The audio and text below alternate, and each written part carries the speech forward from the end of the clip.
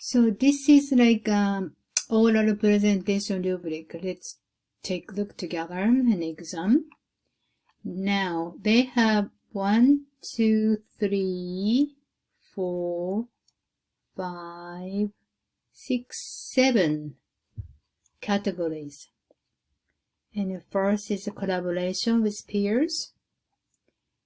And the second one, and this is like a max grade. I get down, down, down. So try to focus on those, clear those.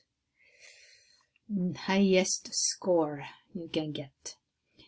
And stay on topic and content.